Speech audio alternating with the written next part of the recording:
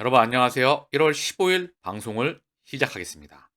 다보스 포럼, 세계경제 포럼, 다보스 포럼이 스위스에서 내일 개막합니다. 저성장, 기후위기 속 협력과 공정법을 모색한다. 자, 이 안에 답안이 다 나와 있습니다. 저성장은 의도적이다. 기후위기는 지구가 많이 아픕니다.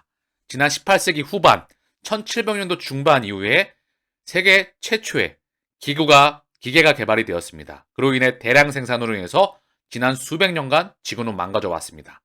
대량 생산 경쟁 체제를 끝내고 양적인 성장에서 질적인 성장으로 넘어가며 이제 4차 산업으로 넘어가는 과도기에 있다는 부분이죠.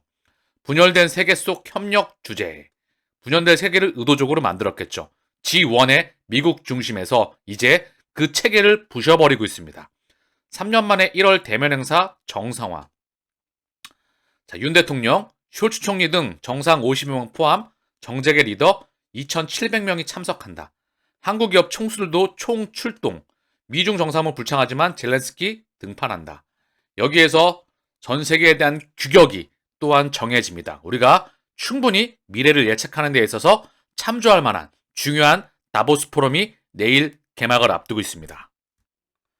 세계 경제 포럼, 가상화폐와 블록체인, 현대 경제 집합체의 필수 요소 부정 못한다.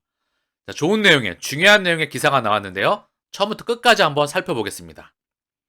세계경제 포럼이 연차총회 문서를 통해서 지난 1월 2일 가상화폐와 블록체인이 현대 경제 집합체의 필수적인 부분이 될 것이다. 대체 불가능한 부분이다. 자, 이 시장의 중심이 될 것이라고 지금 알려주고 있는 거예요. 세계경제 포럼은 가상화폐 불황, 2020년도 불황을 닷컴 버블과 비교했고요. 인터넷과 이메일은 기술 자체는 결국 살아남으면서 세상을 혁신해 나갔습니다. 가상화폐 지난해의 모습은 빙하기에 가까웠죠. 겨울을 넘어서. 그러나 인프라는 안정적으로 갖춰 나갔습니다. 결국은 혈관과 지속적인 블록체인과 가상화폐에 대한 확장은 끊임없이 이루어져 갔습니다. 그래서 다국적 은행이 디지털 자산과 블록체인에 지속적으로 실험하고 있다는 게 세계경제 포럼의 설명이었습니다. 금융 서비스에 대한 실험은 줄지 않고 있다. JP모건은 세계경제 포럼이 거론한 대표적인 블록체인 실험 참여 다국적 은행의 예시였다. JP모건이 중심에 서서 이제 이 시장에 들어와 있습니다. 그래서 가상화폐 기술 수용은 불가피하다. 받아들일 수밖에 없다. 자, 이 말은 정답인데요. 그죠? 제가 보는 부분은 이런 부분이라는 거죠. 시장이 100배를 넘어서 200배를 넘어서 300배 이상 성장하는 부분을 알려주고 있다는 거예요. 모든 결점에도 불구하고 가상화폐 기술은 세계 금융계의 주인공으로 남아있다. 가상화폐 시장 규제, 세계경제 포럼이 내다본 다음 산업 지향점이었다. 여기서도 언급하고 있어요. 2023년 계속 언급드리고 있죠. 가상자산 시장의 제도 규격의 원년이다. 세계경제 포럼은 정책 입안자들이 지난해 수차례의 가상화폐 생태계 붕괴로 인해 규제 제정에 정당성을 부여받았다. 명분을 부여받았다는 거죠. 그래서 가상화폐 시장 규제는 지난 5월 세계경제 포럼의 스위스 다보스의 연례 총회에서도 다뤄진 사양이다. 가상화폐 시장 규제 필요성을 시사했다. 당시 프랑스 중앙은행 총재와 IMF 총재는 가상화폐 시장 관련 규제 확립을 강하게 주장하였다. 그래서 불필요한 조각이라고 젊은 사람들을 포함한 전 세계 다수의 투자자들이 지난 몇 달 동안 가상화폐 시장에서 손실을 봤다. 명분이고 가상화폐 시장은 규제, 법안과 규제와 명확성과 상품과 증권과 제조에 대한 명확성이 나와야 됩니다.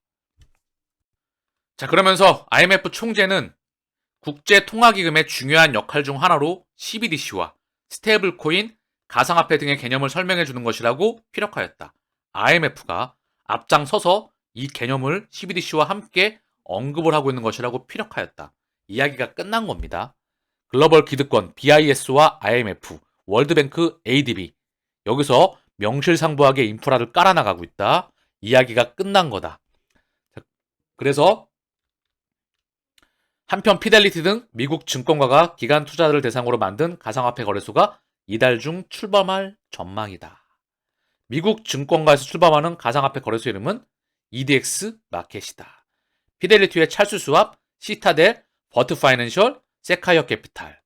자, 기득권이 다 참여가 된다. 자, 그래서 세계경제 포럼은요, 매년 1, 2월 스위스 다보스에서 열리는 국제민간회의로 전 세계의 저명한 기업인, 경제학자, 정치인 등이 참여한다. 1971년 시작됐으며 이 포럼에서 논의된 사항은 세계무역기구, G7 등 국제경제에 큰 영향력을 미친다. 전 세계의 질서를 정하는 국제기구, 국제무역 민간회의 중에 다보스 포럼, 그 중심에 있는 부분이고요. 중요한 거는 이 세계경제 포럼의 창시자인 클라우드 슈팝, 4차 산업을 역설하고 있죠. 독일계 유대인으로서 이 세계 기득권 중에 하나입니다. 여기서 전 세계의 질서와 규칙이 또한 만들어지는 부분이기도 하죠.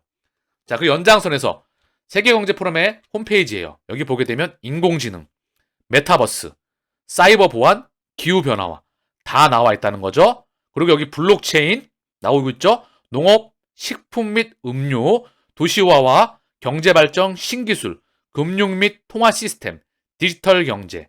여기 언급이 쫙 다 되고 있습니다. 세계경제 포럼에. 여기는 세계경제 포럼의 홈페이지입니다. 자, 그리고 여기 보게 되면 작년에 중앙은행 디지털 통화 언급을 이미 하고 있었어요.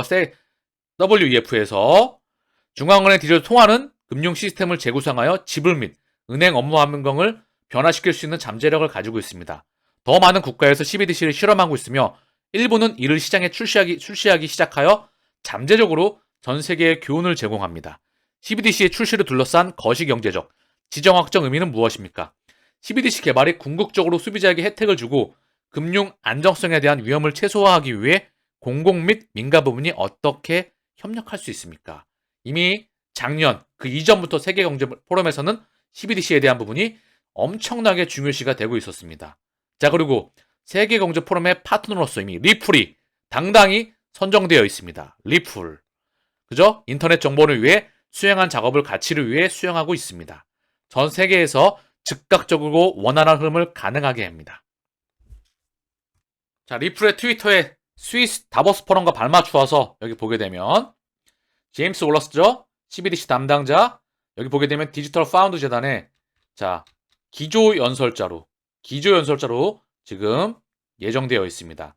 제임스 월러스, 리플의 중앙은행 참여 및 CBDC 부사장, 디지털 파운드 재단의 기조연설자, 웹세미나에 바로 기조연설자로서 CBDC에 대해서 단순히 국가통화를 디지털하여 현대 세계에 맞추는 것 이외에 실제로 유용한 디지털 통화는 무엇입니까? 디지털 파운드가 어떻게 구체적인 차이를 만들고 오늘날 사물이 작동하는 방식에 가치를 더할 수 있을까요? 효율적인 지불 메커니즘의 제공, 금융 포용 촉진, 무역 디지털화를 포함하여 CBDC 및 새로운 형태의 디지털 화폐에 대한 다양한 이점이 제시됩니다. 이 웹이나 웹 세미나에서 우리는 디지털 파운드에 대한 실제 사용 사례를 시험하거나 구현하는 다양한 실무자들의 의견을 듣고 CBDC 및 비공개 스테이블 코인이 이러한 목표를 실제로 달성하는 분야에 대해 전문가 패널과 토론할 것입니다. 여기에 기조 연설자로서 바로 리플의 CBDC 담당 부사장인 제임스 월러스가 기조 연설자로서 참석한다는 부분이 중요한 의미를 갖고 있습니다. 자, 그리고 리플은 디지털 유로 협회의 회원이 되었죠. 이미 이전부터. 그리고 디지털 유로 협회에 들어가 보면 우리는 누구인가?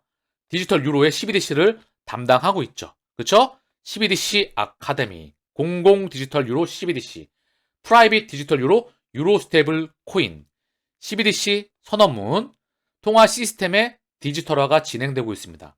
통화 시스템은 10년 동안, 향후 10년 동안 근본적인 변화를 겪을 것입니다. 조나드 그로스 의장이 언급하고 있는 말이고요. 우리가 제공하는 거 쭉 나오고 있고요. 표준 회원에 여기 바로 리플이 딱 제일 선단에 앞 위치에 제1의 위치에 있고요. 여기 서클 그리고 EY 자 글로벌 어니스트 안녕 글로벌 4대 회계 법인 중에 하나이죠. 여기 바로 제1의 위치에 리플이 위치하고 있다. 의미하는 바가 무척 큽니다. 자, 리플의 트위터를 조금만 더 보면은요. 2023년은 크립토 및 법률 규제에 있어서 중요한 해입니다.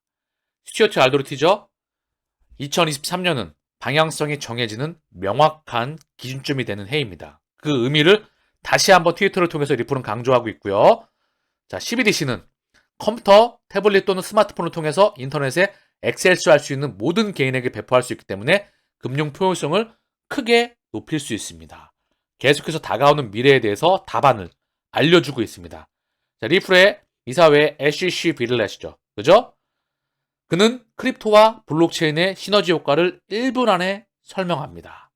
자, 그러면서 다시 한번 데이빗 슈왈츠가 XRP 레저에 대해서 설명을 더해주고 있고요. 자, 밑에 로지 리오스죠. 미국의 재무부 출납국장입니다. 블록체인 기술이 글로벌 상거래를 향상시키는 방법을 설명합니다. 기차는 이미 떠났다. 이 세상은 다가오고 있다. 이미 트위터를 통해서 많은 세상 사람들에게 이들은 계속해서 인프라가 깔려나가고 이 세상이 다가오고 있다는 것을 알려주고 있습니다. 우리는 이 세상을 준비를 이미 해나가고 있는 것입니다. 자, XRP가 0.4달러로 돌파했다. 45일 만에 처음이다. 가격을 보고 올까요? 자, 돌파가 나왔다가 윗꼬리 달고 밀려 있어요. 그리고 현재 이동평균선 60일 이동평균선 아래 막혀 있습니다. 자, 상승이 나왔다가 보이시죠? 한눈에 상승이 나왔다가 지금 이동평균선 아래로 내려와 있죠. 그리고 밑에서 따라오는 빨간색 선은 5일선입니다. 5일선의 지지를 받으면서 60일선의 저항에 막혀 있는 모습이에요. 요걸 다시 뚫어야 되겠죠. 자, 리플과 XRP, 즉 XRP의 차트는 굉장히 단순해요. 얘는 보면 월봉으로 한번 보시죠. 아마 소송이 끝나게 되면 다른 차트와는 다르게 계단식 상승이 아니라 한 번 나오면 미친 듯이 상승을 합니다. 알고 계시죠? 그쵸? 한 번 상승이 나오면 미친 듯이 단기간에 상승이 나와요. 계단식 상승이 아니에요. 눌려있기 때문에 한 번 소송이 끝나게 되면 과도하게 상승, 잡을 기회를 안 주고 상승이 나올 경우가 높습니다. 그렇기에 이제 제가 기술적 반등이 계속 다가오고 있다고 이미 시작했다고 언급을 드리고 있는데요. XRP는 부분 익절보다 저는 개인적으로 XRP는 그 대상에서 빼버릴 생각입니다.